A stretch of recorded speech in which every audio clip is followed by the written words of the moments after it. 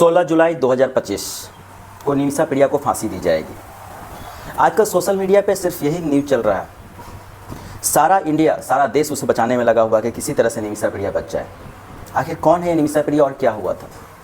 निमिषा प्रिया को साल 2020 में यमन में जो यहूदियों का राज चलता है वहाँ के एक लोअर कोर्ट ने निमिषा प्रिया को फांसी की सज़ा सुनाई थी। उसके बाद उसके परिवार वाले लगातार ऊपर कोर्ट में अप्लाई करते हैं, अपील करते हैं कि उसको फांसी ना हो, बचाने का पूरा प्रयास करते हैं। उसके बाद फिर आगे बढ़ाया जाता है मामले को, लेकिन वहाँ से भी रिजेक्शन आता है। फिर ये बात पहुँचती है राष्ट्रपति के पास। वहाँ के राष्ट्रपति प्रस्ताव को खारिज कर देते हैं। आखिर कौन है ये निमिषा प्रिया और क्यों उसे फांसी दी जा रही है? इस घटना को, इस कहानी को हम लोग विस्तार से जानेंगे। इसको समझने की कोशिश करेंगे कि क्या गलती की उसने और क्यों उसे फांसी दी जा रही है। नमस्कार, प्रणाम, मैं प्रकाश कुमार स्वागत करता हूँ अपने नए चैनल में। बात है 2008 की। निमिषा प्रिया केरल का एक ज़िला लगता है पल्लर जिला के रहने वाली निमिषा प्रिया वहाँ पे नर्सिंग की पढ़ाई पूरी करती है और वहीं पे जॉब करने लगती है। वहाँ पे जॉब करते करते वहाँ पे सैलरी कुछ अच्छा, इंडिया में सैलरी नहीं मिल रहा था अच्छा से, तो फिर वो सोचती है कि कहीं बाहर जाया जाए। इसमें उसका एक दोस्त जो यमन में रहता है वो कहता है कि तुम यहाँ आ जाओ, यहाँ पे नौकरी अच्छी है, यहाँ पे पैसे भी अच्छे मिलते हैं और नौकरी तुम्हारे पास डिग्री है, तुम्हारी नौकरी आराम से लग जाएगी। निमिषा भी कोशिश करती है कि वहाँ चला जाए। इसके लिए वो पासपोर्ट बनवाती है, सब अपना काम पूरा करवा के वो यमन के लिए अप्लाई करती है। यमन के एक सरकारी हॉस्पिटल में उसे एक नौकरी भी लग जाती है। वो पहुँचती है, उसको एक नर्स का नौकरी भी लग जाता है। नर्स का नौकरी लग जाता है और वो अपना जीवन बहुत अच्छे से चला रही होती है। धीरे धीरे करके 1 साल, 2 साल, 3 साल बीत जाते हैं। साल 2011 में इंडिया से उसके माता पिता फ़ोन करते हैं शादी के लिए, तो वो 2011 ईस्वी में इंडिया आती भी है और यहीं पे टॉमी थॉमस नाम के एक लड़के से उसकी शादी होती है, जो कि पेशे से ऑटो चलाता था, टैक्सी चलाता था। वो कहती है अपने पति से कि आप भी वहाँ पे चलिए, आप भी वहाँ पे रहिएगा, वहीं पे आपके लिए भी कोई जुगाड़ लगाएंगे। उसका पति कहता है जब आपको कोई एतराज़ नहीं है तो हम भी चलने के लिए तैयार हैं। निमिषा चली जाती है। इसके बाद इनका पासपोर्ट बनता है। पासपोर्ट के बाद निमिषा जाके वहाँ पे अप्लाई करती है। एक जॉब ढूंढा जाता है उनके लिए, इलेक्ट्रिशियन का जॉब ढूंढा जाता है। उसके बाद उसका पति भी वहाँ पहुँच जाता है। उसका वहाँ पति भी चला जाता है और जाने के बाद वो लोग अपना आराम से रहते हैं। अपना एक इलेक्ट्रिशियन का जॉब करता है और एक अपना नर्सिंग का काम करती रहती है। साल 2012 ईस्वी में निमिषा और उनके पति को एक बेटी जन्म लेती है। उनके पति की सैलरी कम होती है तो थोड़ा सा परिवार चलाना दिक्कत हो जाता है। उसके बाद है कि 1-2 साल तक रहने के बाद साल 2014 में उनके पति वापस चले आते हैं। वापस आने के बाद निमिषा फिर अपना हॉस्पिटल में काम करती रहती है, लेकिन वो सोचती है कि क्यों ना अपना ही खुद का एक बिज़नेस किया जाए, क्यों ना कुछ एक बढ़िया किया जाए कि हम लोग भी उनका अच्छा जीवन, खुद का बिज़नेस करना चाहती है। लेकिन वहाँ का एक कानून है, यमन का एक कानून है, शरिया कानून जो कहा जाता है, उस कानून के तहत कोई भी बाहरी आदमी, कोई भी उसके देश के अलावा कोई बाहरी आदमी वहाँ पे कोई काम नहीं शुरू कर सकता जब तक कि उसके लिए कोई वहाँ पर पार्टनर ना हो और चाहे तो वहाँ के किसी आदमी से शादी करनी होगी।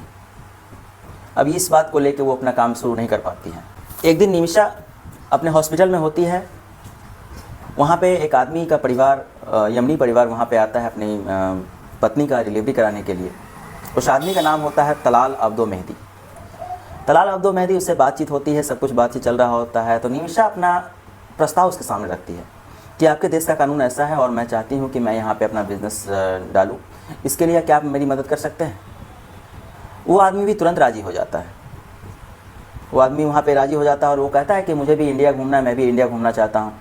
इसमें भी उसकी बात होती है कि उससे भी कुछ फ़ायदा हो जाएगा। हालांकि वो आदमी पेशे से एक कपड़ा का दुकानदार होता है, उसका कपड़े की दुकान होती है यमन में ही। 2015 में निमिषा अपने देश वापस आती है और साथ में आता है तलाल अब्दो मेहदी, जो कि घूमने के बहाने से आता है यहाँ पे। निमिषा उसको अपने साथ इसलिए लाती है कि उसको विश्वास हो जाए, उसको लगे कि ये मेरा काम कर देगा, ये मेरे साथ हेल्प करेगा। यहाँ पे आके अपने पति को पूरी बात बताती है और कहती है कि मैं वहाँ पे क्लिनिक खोलने वाली हूँ। इसका पति भी राज़ी हो जाता है। इसके लिए कुछ जरूरी डॉक्यूमेंट्स और पैसों का व्यवस्था किया जाता है। लगभग इनके पति लोग यहाँ 50 लाख रुपये व्यवस्था करके इनको देते हैं और कुछ कागज़, जरूरी डॉक्यूमेंट्स। उसके बाद ये लोग फिर यमन आते हैं। यमन आने के बाद इनका क्लिनिक 17 अप्रैल 2015 को इनका क्लिनिक ओपन किया जाता है, जिसमें एक डॉक्टर, एक नर्स रखा जाता है। सब कुछ बढ़िया से चल रहा होता है कि अचानक से वहाँ पे गृह युद्ध छिड़ जाता है और भारत भी अपने तरफ से ऑपरेशन राहत चलाता है। 5000 से भी ज़्यादा लोगों को बुलाया जाता है, 1000 से ज़्यादा बाहरी को भी बुलाया जाता है। लेकिन निमिषा प्रिया वहाँ से नहीं लौटती। उसका एक कारण ये भी था कि वो लगभग 50 लाख रुपये वहाँ फंसा चुकी थी बिज़नेस में और वो नहीं चाहते कि इनका पैसा बर्बाद हो। फिर भी कोई बात नहीं होता और वो उसका बिज़नेस धीरे धीरे रन कर रहा होता, धीरे धीरे अच्छा चलने लगता है। इधर तलाल मेहदी का जो उसका काम होता है, उसका काम धीरे धीरे चौपट हो जाता है। वहाँ पे यहूदियों का राज चलने लगता है, वहाँ पे गृह युद्ध चलता है, तो उसका काम धीरे धीरे चौपट हो जाता है। लेकिन हॉस्पिटल जो था, ये इसका हॉस्पिटल रन करने लगता है। अब इस तलाल मन में एक लालच जगता है। वो चाहता है कि इसका तो काम चौपट हो गया है, तो क्यों ना इसमें भागीदारी निभा जाए। अब वो आके उसको परेशान करने लगता है। वो कहता है कि मुझे इसका ज़्यादा पार्टनरी चाहिए। हालांकि उसका परसेंटेज उस समय 20% का रहता है, लेकिन वो आके बोलता है कि मुझे 50% की पार्टनरी इसमें चाहिए। ये बोलते हैं कि नहीं, ऐसा नहीं हो सकता है, ऐसा ये शुरू में ऐसा डील ही नहीं था, ऐसा डील नहीं होता है। फिर इसको और ज़्यादा टॉर्चर करने लगता है, बहुत ज़्यादा परेशान करने लगता है। वो जगह जगह हल्ला करवा देता है कि ये जो है निमिषा प्रिया मेरी पत्नी है, और निमिषा प्रिया को भी काफ़ी टेंशन होने लगता है। निमिषा प्रिया जो इतना परेशान टॉर्चर सहने के बाद वो एक बार पुलिस में जाती है। पुलिस में जाके कंप्लेन करती है कि ये मेरे साथ ऐसा ऐसा किया है। उसके बाद उसको पकड़ के जेल में डाला जाता है। साथ साथ निमिषा प्रिया को भी जेल में डाला जाता है। उसी समय इस बात का जानकारी होता है कि निमिषा प्रिया जो कि उसके पास कागज़ था, उसका जो तलाल अहमद मेहदी फहमी ने गलत कागज़ बनवाया था, वो उसको पत्नी दर्शाया हुआ था, और इसी कारण से उसका बिज़नेस वहाँ पे ओपन हो पाया। उसको भी 6 दिन की जेल होती है, लेकिन इसको 6 महीने की जेल होती है। पूरा पासपोर्ट सब वही जब्त करके रखा है। वो सोच रही थी कि किसी तरह से अब यहाँ से निकल के हम चले जाए वापस। कितनी बार उसका पासपोर्ट मांग नहीं देता है, फिर जाकर वो कंप्लेन करते हैं। कंप्लेन करने के बाद वो जेल में चला जाता है। वो जेल में भी उससे मिलने बार बार जाती है कि अपने पासपोर्ट के लिए, कि तुम मुझे पासपोर्ट दे दो, मैं चली जाऊँगी यहाँ से। उसका वो पासपोर्ट नहीं देता। वो 6 महीने बाद जेल से छूट के आता है, तब इसको और ज़्यादा परेशान करने लगता है। वो चाहता है कि इसका पूरा का पूरा पैसा इसका हो जाए। वो चाहता है कि उसका पूरा क्लिनिक इसका हो जाए, लेकिन ये चाहती है कि वो पूरा क्लिनिक सब बेच बाच के हम यहाँ से चले जाएं, हम यहाँ पे नहीं रहें। उसका पासपोर्ट नहीं देने के क्रम में उसका जो एक दोस्त होता है हन्नान उसको कहता है कि क्यों ना, वो अब जेल से छूट के आ गया है, वो बीमार भी है, चलते हैं उसके घर पे, उसका किसी तरह से उसका पासपोर्ट लेके आते हैं। उसको एक इंजेक्शन दे दिया जाए, जिससे इंजेक्शन से वो बेहोश हो जाएगा, और बेहोश होने के बाद उसका पूरा घर तलाश किया जाएगा। वो ऐसा ही करते हैं। एक दिन शाम को वो जाते हैं, उनके एक नशीली दवाई उसको दे देती है, जिसका डोज ज़्यादा हो जाता है। जो डोज ज़्यादा हो जाता है, और फिर अपने काम में लग जाती है, पासपोर्ट ढूंढना स्टार्ट कर देती है। पासपोर्ट मिल तो जाता है, लेकिन वो मर चुका होता है, उसके मुंह से झाग निकल रहा होता है। अब ये काफ़ी परेशान हो जाती है। उसके साथ साथ उसमें साथ देते हैं हन्नान और ये दोनों सोचते हैं कि अब क्या किया जाता है। हन्नान कहता है कि तुम भाग जाओ यहाँ से, लेकिन वो कहते हैं कि नहीं, मैंने कोई गलती नहीं की, तो मैं क्यों भागूँ, मेरा सारा चीज़ है यहाँ से छोड़ के, मैं भी भागना नहीं चाहती, क्योंकि इसमें मेरी गलती है नहीं। वो गलती से हुआ है, गलती से उसका मर्डर हुआ है। फिर कहते हैं अब क्या करें। तो मीडिया रिपोर्ट के मुताबिक उसके लाश को टुकड़े टुकड़े करके पानी की टंकी में डाला जाता है। फिर वो वहाँ से निकलने की कोशिश करती है, लेकिन जब मेहदी अपने घर से 1-2 दिन तक नहीं निकलता है, तो वो पकड़ी जाती है। उसको वहाँ का पुलिस उसको पकड़ ले जाता है, और पकड़ के उसको जेल में डाल देता है। जेल में डालने के बाद उस पर मुकदमा चला जाता है। उस समय वहाँ पे यहूदियों का राज था। यहूदियों पर सीधा जो प्रभाव था ईरान का था। वो शरिया कानून मानते हैं। शरिया कानून के द्वारा उस पर राज चल रहा था, और उसको जेल में डाल दिया जाता है। उसको मौत की सज़ा सुनाई जाती है। 2 साल चलने के बाद 2020 में उसको मौत की सज़ा सुनाई। साथ में उसका जो साथी हन्नान होता है, हन्नान को उम्र कैद की सज़ा सुनाई जाती है। उसके बाद ये अपना अपील करती है। इसके घर वालों को सबको जब पता चलता है, जब वो जेल में आते, घर वालों को पता चलता है, तो घर वाले भी वहाँ आते हैं। उनकी माँ प्रेमा कुमारी भी बहुत दिन से वहाँ पे हैं। साथ में एक वो अपील करती हैं। अपील में सब अपील खारिज हो जाता है। 30 दिसंबर 2024 को राष्ट्रपति के पास, वहाँ के राष्ट्रपति रसीद के पास वो कागज़ पहुँचता अपील, वो भी उसको खारिज कर देते हैं। उसको वहाँ से राहत नहीं मिलती है। अब उसको 16 जुलाई का दिन मुकर्रर किया जाता है उसको फांसी का। फांसी तो उसको होनी है, लेकिन उसको निमिषा प्रिया के बचने का सिर्फ 1 से 2 चांस है।